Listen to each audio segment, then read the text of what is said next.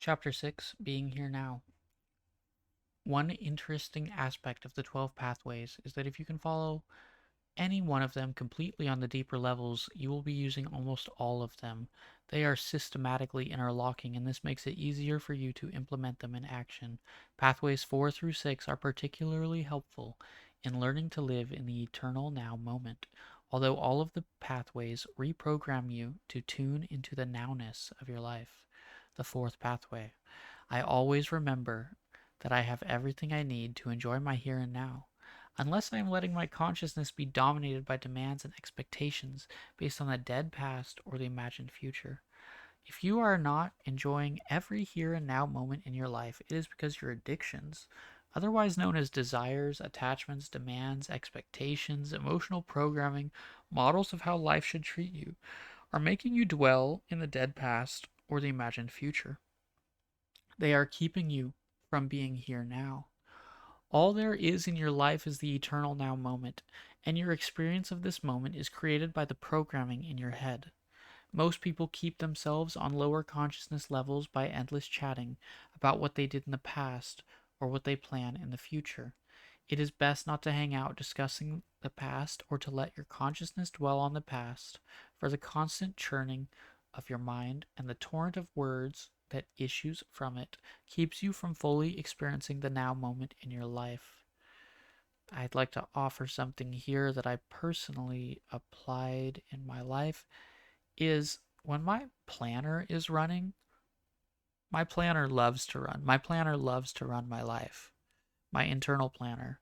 And I don't always realize that it is my internal planner that's running. And so I'll go, hey, internal planner, did we schedule this time for planning? This has helped me with the planning issue because should you never plan, should you always be in the here and now, I believe that you can schedule a time for planning. And if you are in the time for planning, then you plan for maybe an hour, 2 hours, or however long, 30 minutes. Then when your mind begins to plan, if you are not on a walk or something where you're like receiving in new ideas, that's different. Taking a shower, receiving ideas, that's different. If it's not the time for planning, I just tell my mind, hey, is this on schedule?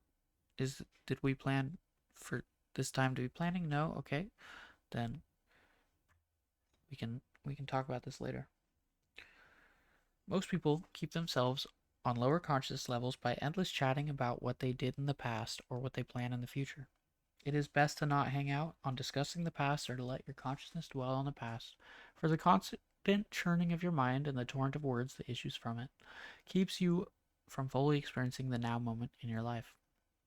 Nor will you generate the best future for yourself by being constantly preoccupied with thoughts of the future. If there is something that you need to do right here now, then get busy and do it. If you've done whatever you feel you need to do at this time, then there is no need to have your consciousness filled with thoughts of the future. The real solutions to the problems in your life will come to you when you stop hassling yourself with the addictions and become fully tuned in to the people and the things that are around you. When your conscious awareness watches your own body and mind and all the people and things in the world around you from a deep, calm place inside, you will find that there intuitively wells up within you everything that you need to understand. You will have insights that yield exactly what you need to do in order to flow with the river of life around you. You can only be here and now when you instantly accept emotionally whatever happens in your life. If you wish to change something, fine, do it.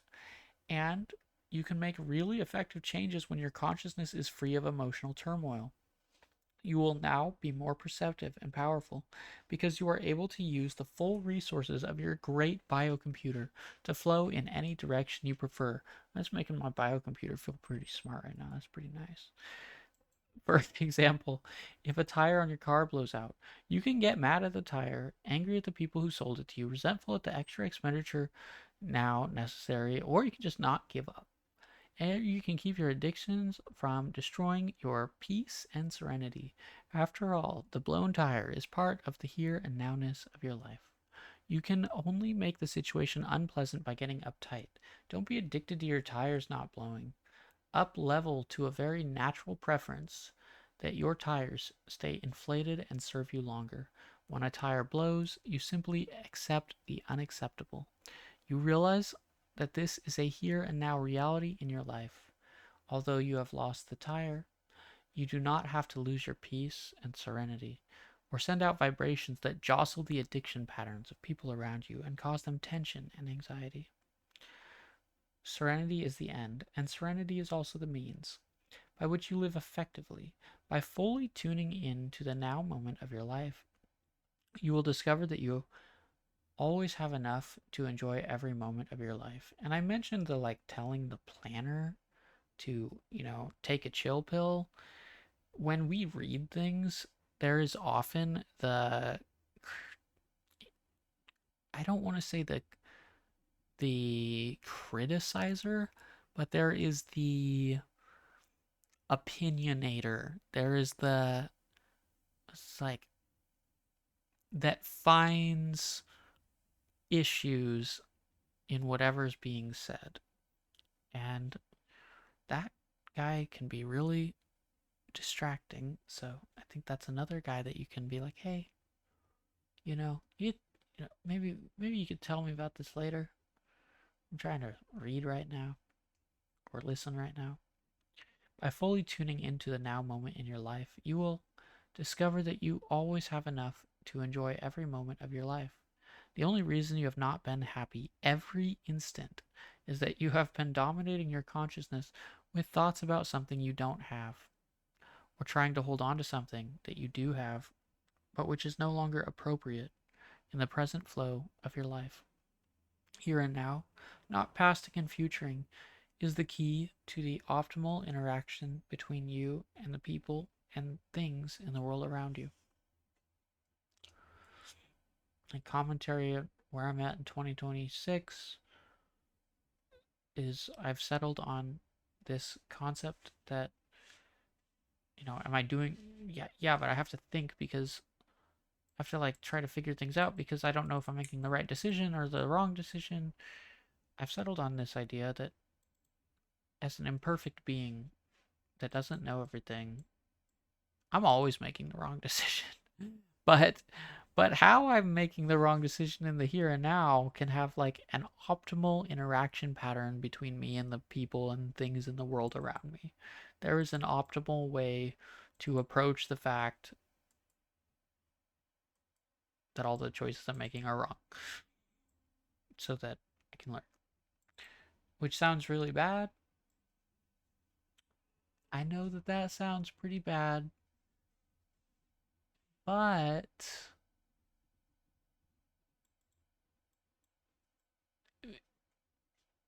it can be quite a distraction from being in the here and now to worry about if what I'm doing right now is the wrong choice. For example, I do have other things to be doing than reading this audiobook, so my mind is saying, hey, stop reading the audiobook.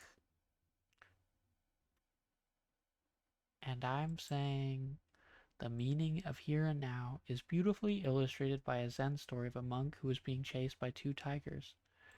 He came to the edge of a cliff. He looked back. The tigers were almost upon him. Noticing a vine leading over the cliff, he quickly crawled over the edge and began to let himself down by the vine. Then, as he checked below, he saw two tigers waiting for him at the bottom of the cliff. He looked up and observed that two mice were gnawing away at the vine. Just then he saw a beautiful strawberry within arm's reach. He picked it and enjoyed the best tasting strawberry in his whole life. Although only minutes from death, the monk could enjoy the here and now. Our life continually sends us tigers and it continually sends us strawberries. But do we let ourselves enjoy the strawberries? Or do we use our valuable consciousness worrying about the tigers? Notice that the monk fully responded to the physical danger in the most intelligent way. He ran from the tigers and even scrambled down the cliff while hanging onto a vine. And having done this, he remained fully in the here and now to enjoy whatever life offered him. Although death was only minutes away, he did not let thoughts of the future terrify him. After doing everything he could do, he used his precious consciousness to fully enjoy every moment of his life. There is a saying, A coward dies 1,000 deaths. A brave man only one. For all of us, death is a part of our future, but we do not have to become what the existentialists refer to as the living dead. We can always find things that we can magnify to threaten our security, sensation, and power addictions, or we can consciously perform whatever action is needed and then turn our attention to enjoying what we have to everything we have to enjoy. And we always have enough to be happy if we are enjoying what we do have and not worrying about what we don't have. The fifth pathway. I take full responsibility here and now for everything I experience, for it is my own programming that creates my actions and also influences the reactions of people around me. Whenever you are unhappy, your emotions are telling you that people and things are not fulfilling the addiction patterns you have programmed into your biocomputer. But you usually do not talk to yourself in this realistic way. Instead, you blame your unhappiness on somebody or something outside of you. In my case, I blame it on myself. You say things like, Mary makes me jealous or Bill makes me mad. But what is really happening is that someone is doing things that do not conform with the patterns of your addictions, and your addictions are making you unhappy. When you take full responsibility here and now for all of your feelings and for everything that happens to you, you will never again blame the people and situations and the world outside of you for any unhappy feelings that you have.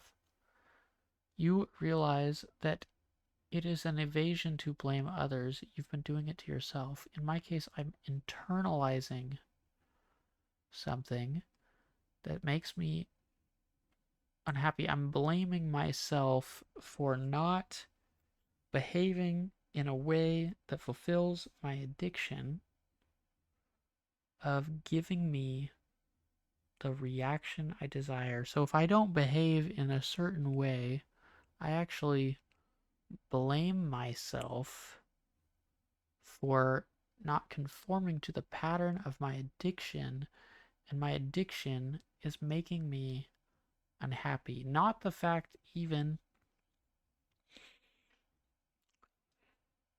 that,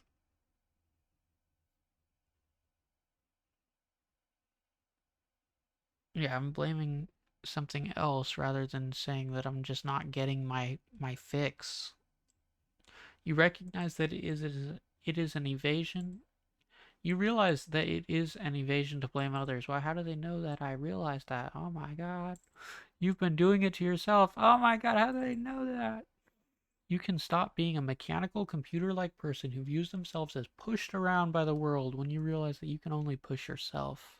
You begin to see the connection between your emotional programming and your suffering.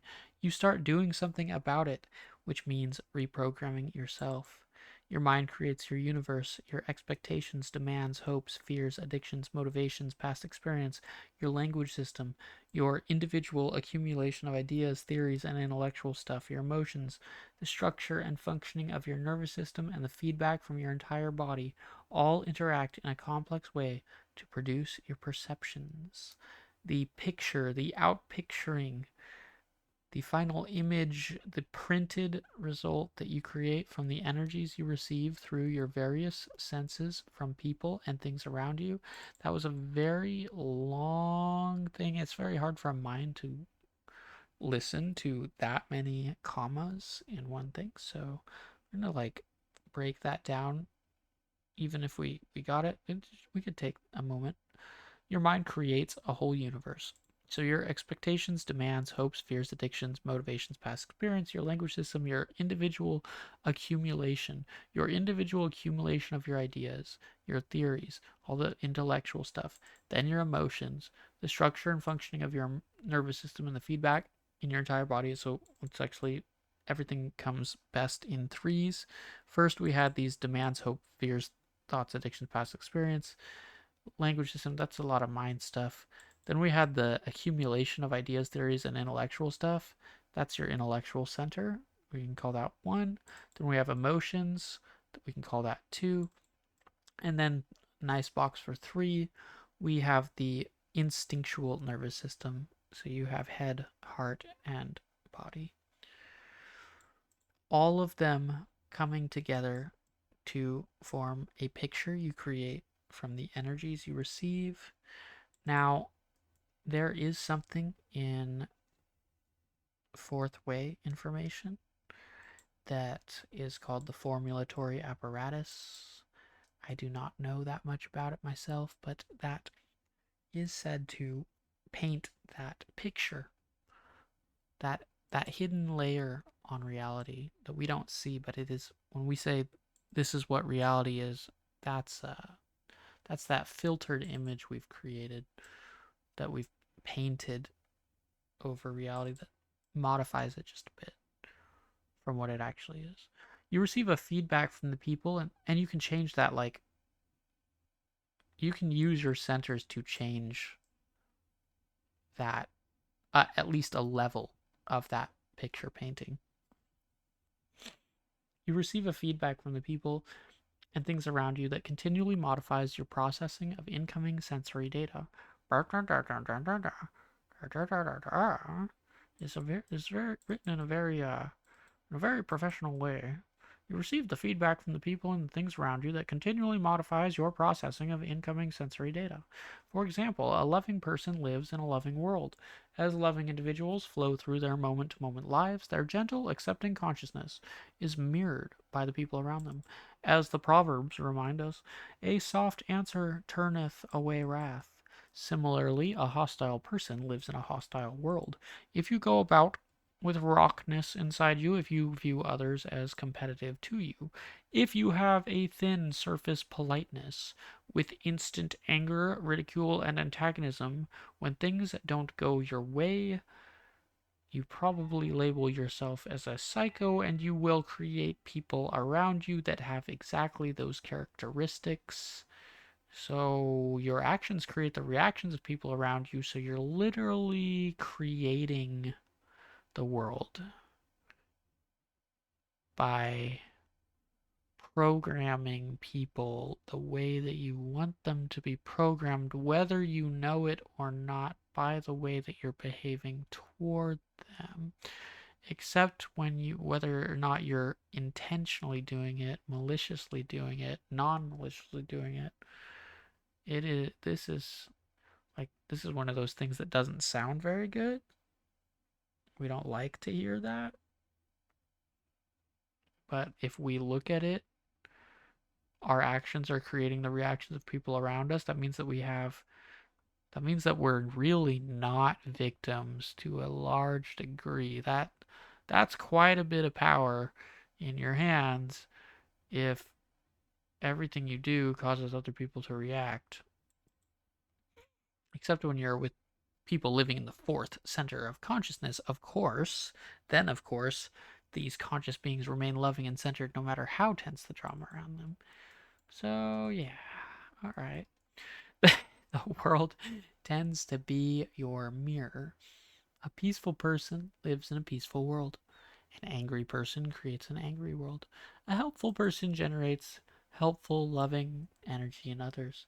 An unfriendly person should not be surprised when she meets only people who sooner or later respond in an unfriendly way.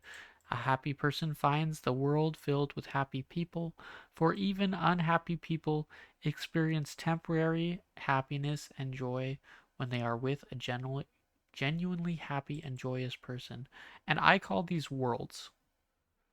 I call I say that there is a world of peaceful people out there. There is a world of angry people out there. There's a world of helpful people out there, a world of unfriendly people out there. You can find that world. There is a world of fourth center of consciousness people out there.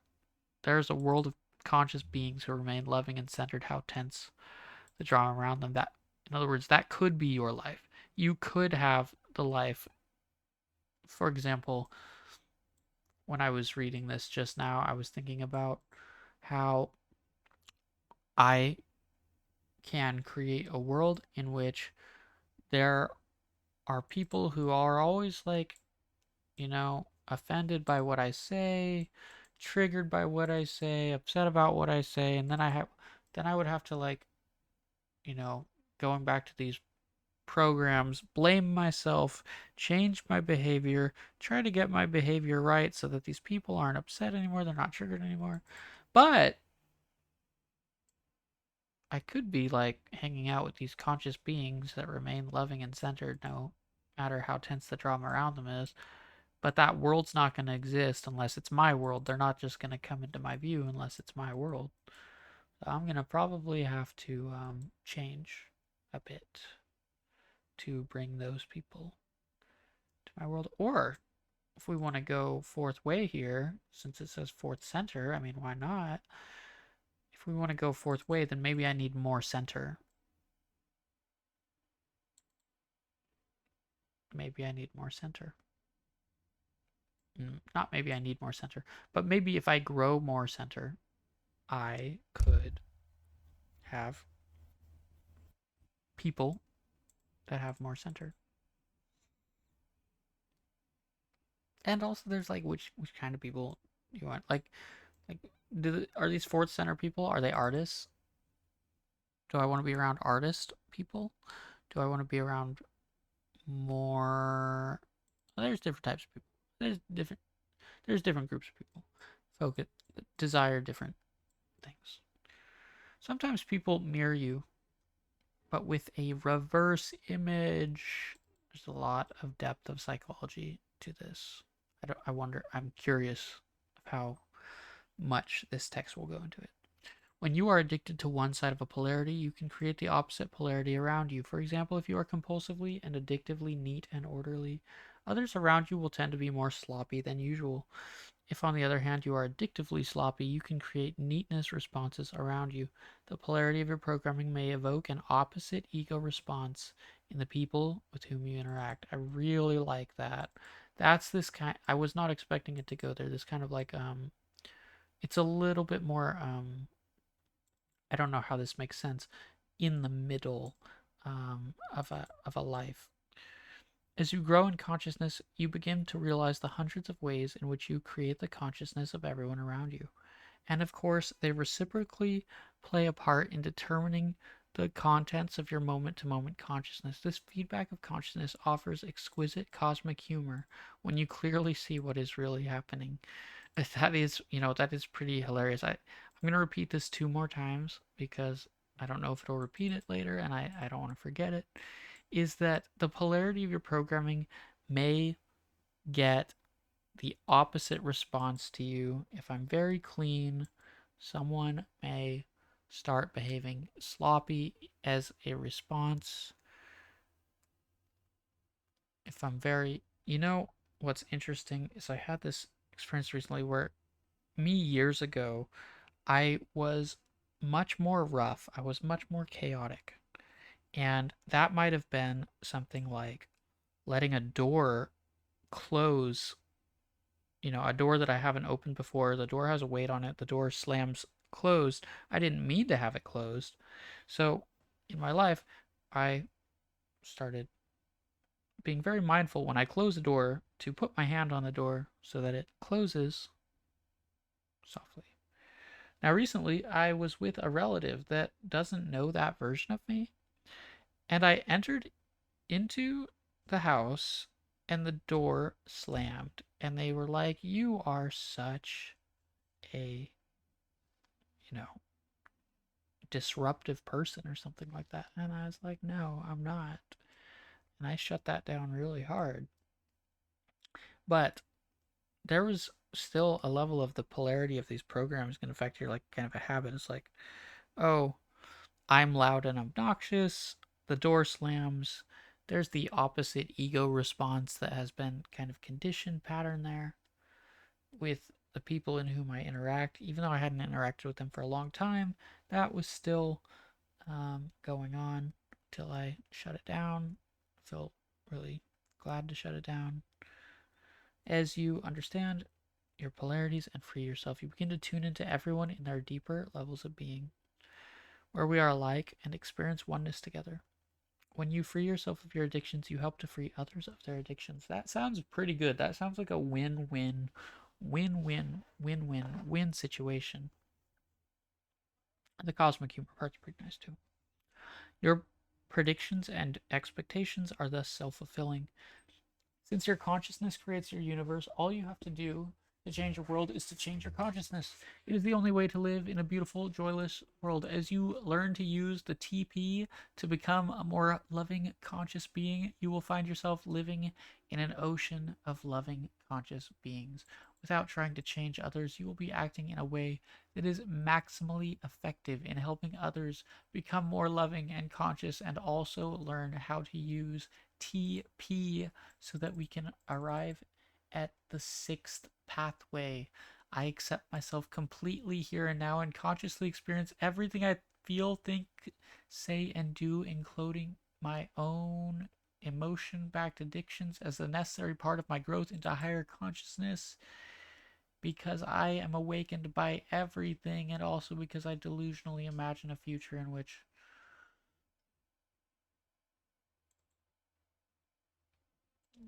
Yeah, yep. The LLW Ch.6 is based on the instant emotional acceptance here and now of that which you previously regarded as unacceptable in your life. Acceptance simply means that you won't cause yourself emotional conflict because of your current perceptions. I really wish that this kind of went to a deeper level with emotional conflict, but maybe that's something that not everything is meant to teach everything. You learn how to go to a deeper level to address some emotional conflicts, internal emotional conflicts from one place. Here, this is a more cognitive reprogramming thing. I just hope that both would happen and not only one. Emotional acceptance doesn't mean that you have to continue living the rest of your life without any particular person or situation. You are free to do anything you prefer to do, but don't be addicted to the results of your actions. If someone does something that hurts your ego, you will grow fastest if you consciously regard him or her as your teacher, who is enabling you to discover which addictions you will have to reprogram. You really savor living when you consciously experience everything that you feel and do as taking place in the theater that we call our world. You see yourself and others as actors in the daily drama of life. But the real you is not your body or mind. You're not the actor. The real you is your conscious awareness. And your conscious awareness is just digging the whole show from the audience. Shakespeare wrote, "All the world's a stage, and all the men and women merely players. They have their exits and their entrances, and one man in his time plays many parts." When you watch the entire drama of your life and that of other people from the safe vantage point of the audience, oh my gosh, Chris Hemmingsworth just posted this video clip. I mean, it might have been a while back, where he says, watch your life as like the audience is like watching you as the main character going about, and the audience like can see what you can't see, like in horror movies, like there's a you know villain around the corner, and it's like the characters walking into it, the audience is screaming, and he's like, what are you what is the what does the audience see right now, and what are they screaming at you to do? Like, there is like gold around the corner and you're just like not looking right there. What are they screaming at? You will find it easier to completely accept the addictive dramas that you have to play out on the stage of your life. You will find a turned on joy in consciously experiencing everything as a necessary part of your growth into higher consciousness.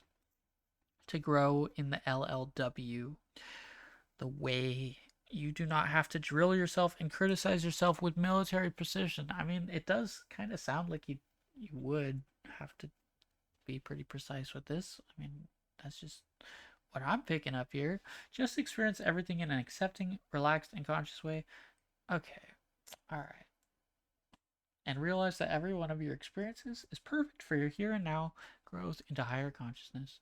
Your addictions will gradually fade away when you use the LLP to consciously interpret your moment to moment stream of consciousness.